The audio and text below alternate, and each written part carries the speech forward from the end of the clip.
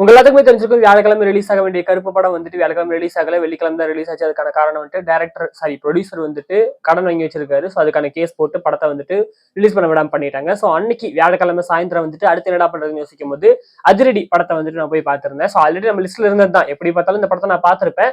இப்போதைக்கு கருப்பு ரிலீஸ் ஆகாதனால அதிரடி அன்னைக்கு பார்த்துட்டேன். அண்ட் ஆல்சோ வந்துட்டு இன்னைக்கு, அதாவது வெள்ளிக்கிழமை நான் ரெக்கார்ட் பண்றேன், வியாழக்கிழமை நான் படம் பார்த்தது, வெள்ளிக்கிழமை கருப்பு ரிலீஸ் ஆகி இப்போதைக்கு நல்லா போய்கிட்டு இருக்கு. நாளைக்கு இந்த படத்தை நான் பார்த்துருவேன், எப்படி ஞாயிற்றுக்கிழமை வீடியோ வந்துடலாம். ஸோ இப்போதைக்கு அதிரடி படத்தோட ஃபர்ஸ்ட் இம்ப்ரெஷன் இந்த வீடியோ பார்க்கலாம். So hello cinephiles, I'm Siddharth Sundararajan. Let's get to the first impression of அதிரடி. Talk to me, numbers never lie, add it up, that's me.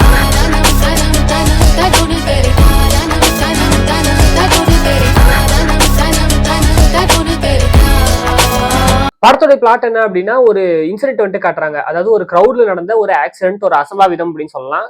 அதாவது இந்த காலேஜ்ல ஃபெஸ்ட்னு சொல்லிட்டு வைப்பாங்கல்ல, இப்போதைக்கு இந்த பிரைவேட் காலேஜஸ்ல வந்துட்டு ஏகப்பட்ட பேர்ல அந்த ஃபெஸ்ட்ங்கிறது வைப்பாங்க. சில இடங்கள்ல வந்துட்டு அந்த பேருங்கிறது அவங்க யூனிக்கா வச்சிருப்பாங்க. இத்தனை வருஷம் அத்தனை வருஷம்னு சொல்லிட்டு 25வது இந்த இது அப்படின்னு சொல்லிட்டு ஒரு பேர் வச்சிருப்பாங்க அவங்கவுங்க காலேஜுக்கு ஏற்ற மாதிரி. அந்த வகையில ஆரோஹன் அப்படின்னு சொல்லிட்டு ஒரு ஃபெஸ்ட்ங்கிறது பிசிஇடி அப்படிங்கிற ஒரு காலேஜ்ல நடக்குது. அந்த காலேஜ்ல நடந்த ஆரோஹன் ஃபெஸ்ட்ல வந்துட்டு ஒரு ஆக்சிடென்ட் வந்து நடக்குது. எவனா ஒருத்தன் கேட் அடிச்சுட்டு வந்துடுறான், ஃபர்ஸ்ட் இயர் ஸ்டூடெண்ட் உள்ள வர முடியல. ஸோ ஃபர்ஸ்ட் இயர் ஸ்டூடெண்ட்ஸ் எல்லாமே வந்துட்டு கேட் அடிச்சு உரைக்கிற அந்த நிலைமையில இருக்கும் போது ஒருத்தர் வந்துட்டு அந்த கேட்டை ஓபன் பண்றதுக்கு வராரு. ஓபன் பண்ணி வந்துட்டு உள்ள விடும் போது அந்த கிரௌட் வந்துட்டு பயங்கர ஜாஸ்தியா இருந்ததுனால உள்ள வந்து வேகமா ஓடுனதுல 2 பொண்ணுங்க வந்துட்டு விதிப்பட்டு இறந்து போயிடுறாங்க. 2 பொண்ணுங்க ஒரு பையன். ஸோ இந்த ரீசன்னால வந்துட்டு அந்த காலேஜ் இதுக்கப்புறமா நான் ஃபர்ஸ்டே நடத்த மாட்டோம் அப்படின்னு சொல்லிட்டு மொத்தமா இது பண்ணிடுறாங்க. ஸோ அதுக்கப்புறமா சில வருஷங்கள் கழிச்சு வந்துட்டு நம்ம பேசில் ஜோசஃபுடைய கேரக்டர் சாம் குட்டி அப்படிங்கிற அந்த கேரக்டர் அந்த காலேஜ்ல சேர்றாரு. அவர் வந்துட்டு இந்த ஃபெஸ்ட்டை நான் எடுத்து நடத்துறேன், ஒரு அசம்பாவிதம் நடந்துச்சு தான், அதை நான் மறுக்கல, பட் அதுக்காக ஃபெஸ்ட்டே நடத்தாம எப்படி இருக்க முடியும், இந்த ஃபெஸ்ட்டை நான் எடுத்து நடத்துறேன் அப்படின்னு சொல்லிட்டு எடுத்து நடக்கிறதுக்கு பிளான் பண்றாரு.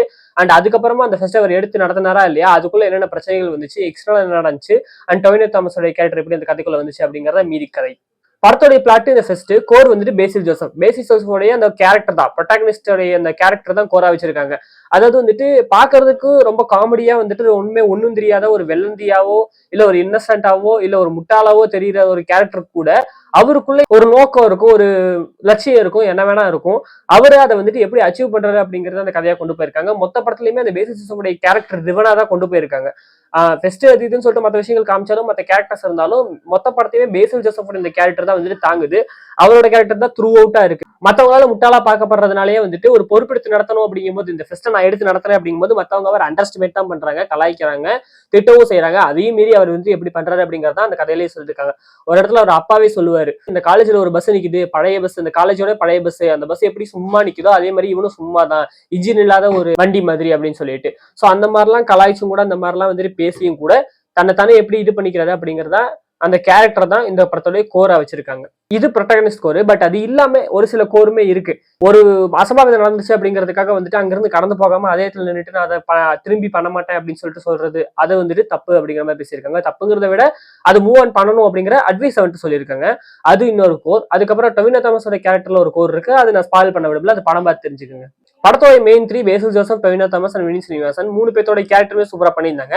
வினித் ஸ்ரீனிவாசன் படத்துல வினித் ஸ்ரீனிவாசனாவே வராரு.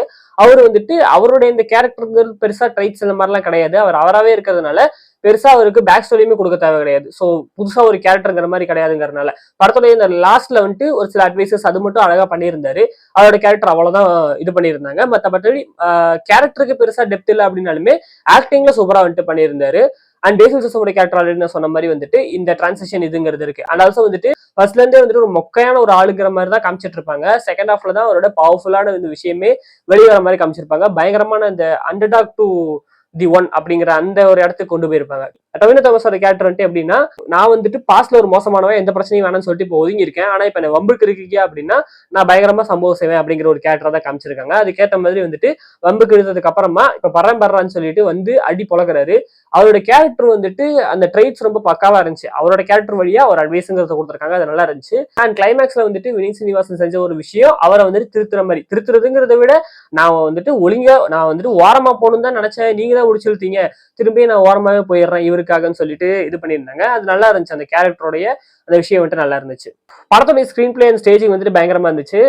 முக்கியமா ஓவரால் படமே வந்துட்டு ஜங்கு நகர்ந்துகிட்டு இருக்கு. படம் வந்துட்டு செம்ம ஸ்பீடா ஓடிட்டு இருக்கு. 3 மணி நேரம், ஆக்சுவலி 3 மணி நேரம் படம். ஆனா உங்களுக்கு இந்த டைம் போறதே தெரியாது, அந்த அளவுக்கு தான் இருந்துச்சு. ஏன்னா 3 மணி நேரம் அப்படிங்கும்போது கிட்டத்தட்ட 5-6 வருஷத்தோடைய கதையை வந்துட்டு மொத்தமா காட்டுறாங்க. ஸோ அந்த ஒரு 4 வருஷம் அது போக அதுக்கு முன்னாடி இருந்த ஒரு ஃபிளாஷ்பேக், அதுக்கப்புறம் படத்தோட செகண்ட் ஹாஃப் ஃபுல்லா ஒரே நாள் அப்படிங்கறத கண்டு காட்டுறாங்க.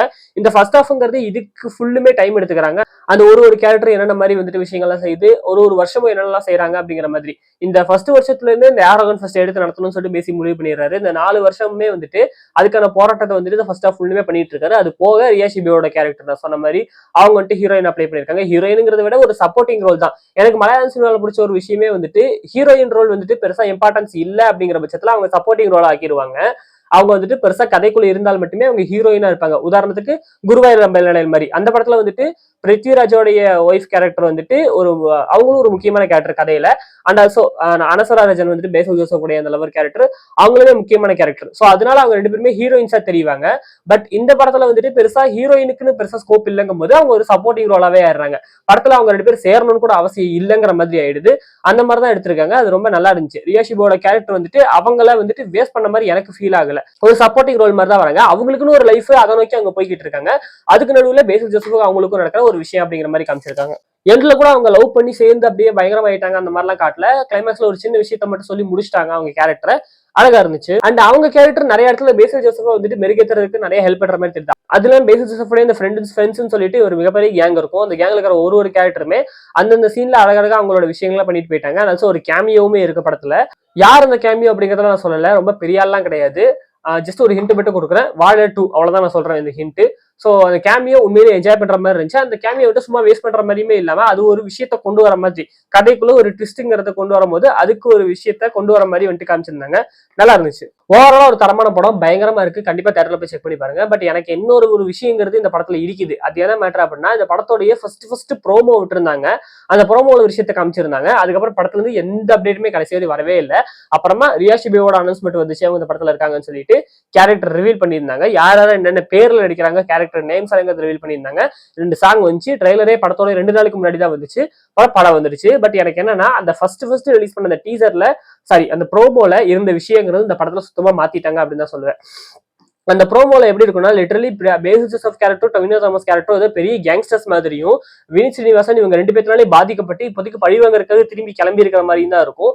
கிட்டத்தட்ட வினித் ஸ்ரீனிவாசன் விசஸ் பேசல் ஜோசப் அண்ட் டொவினோ தாமஸ் அப்படிங்கிற மாதிரி தான் ஒரு ஃபீலிங்கிறது இருக்கும். ஸோ பேசல் ஜோசப் அண்ட் டொவினோ தாமஸ்மே அவங்களுக்குள்ளேயுமே சில ரைவல்ரிங்கிறது இருக்கு. பட் வினித் ஸ்ரீனிவாசன் வந்துட்டு இவங்க 2 பேர்த்தையுமே அடிக்கிறதுக்காக கிளம்பி இருக்காரு. அண்ட் இவங்க 2 பேருமே வந்துட்டு ரைவல் இருந்தாலும் நமக்குன்னு ஒரு புது ஏரி வந்து அடிச்சு தவிர்த்திடுவோம் அப்படிங்கிற அந்த ஒரு ஃபீல் தான் இந்த ப்ரோமோங்கிறது கொடுத்துச்சு. நான் கூட ஒரு பயங்கரமான ஆக்ஷன் படம் அப்படிங்கிற மாதிரி தான் எதிர்பார்த்தேன். பட் படம் வந்து சுத்தமா வேற மாதிரி அமைஞ்சிச்சு. மேபி படத்தோட ஸ்டார்டிங்ல வந்துட்டு அதாவது ஸ்கிரிப்ட் வைஸ்ல வந்துட்டு வேற ஏதோ ஒரு ஸ்டோரி வச்சு அந்த ப்ரோமோ வந்துட்டு எடிட் பண்ணி முடிச்சுட்டு அதுக்கப்புறம் இந்த ஸ்டோரி வேணாம் நம்ம இந்த ஒரு ஸ்டோரி எடுக்கலாம்னு சொல்லிட்டு இந்த ஆரோகன் ஸ்டோரி எடுத்துருப்பாங்கன்னு சொல்லிட்டு எனக்கு தோணுது. என்ன எதுங்கிறது டேரக்டர் டீமும் வந்துட்டு இன்டர்வியூஸ்ல சொன்னதா உண்டு. என்னங்கிறத பார்ப்போம். மேபி அவங்க சொன்னாங்க அப்படின்னா நான் அதை அடுத்தடுத்த சினி அப்படின்னு சொல்றேன். ஸோ அதனால ஒரு தரமான படம். கண்டிப்பா தியேட்டர்ல போய் செக் பண்ணி பாருங்க. இந்த காலேஜ் ஸ்டூடெண்ட்ஸ் எல்லாம் போனீங்கன்னா ஜாலியா இருக்கும். அண்ட் நான் பார்த்தது வந்துட்டு ஆக்சுவலா கருப்பு ரிலீஸ் ஆகாததுனால நான் போன ஷோல full and full Malayalam audience வந்துட்டாங்க. மலையாளம் ஆடியன்ஸ் கூடவே பார்த்தது எனக்கு இன்னும் ஜாலியா இருந்துச்சு. சில ரெஃபரன்சஸ் வந்துட்டு அவங்க சிரிச்சாங்க, சில இதெல்லாம் பண்ணாங்க. பட் இது எனக்கு புரியல. சில ரெஃபரன்சஸ் அந்த கேமியோ பேர் சொல்லும்போது அதை நானுமே என்ஜாய் பண்ணேன் மற்றவங்கள மாதிரியே. சில ரெஃபரன்சஸ் மட்டும் புரியல. பட் ஓகே, ஓவரால் ஒரு தரமான படம். கண்டிப்பா தியேட்டர்ல செக் பண்ணி பாருங்கன்னு தான் சொல்லுவேன். ஸோ கூடிய சீக்கிரம் கருப்பு படம் பார்த்துட்டு அதுக்கான ஃபர்ஸ்ட் இம்ப்ரெஷன் நம்ம சேனல்ல போடுறேன். ஸோ உங்களை நான் அடுத்த அமேசிங்கான வீடியோல வந்து பார்க்குறேன். அது வரைக்கும் bye from Siddharth Sundararajan. So போயிட்டு வரேன். Signing off cinema வகைரா.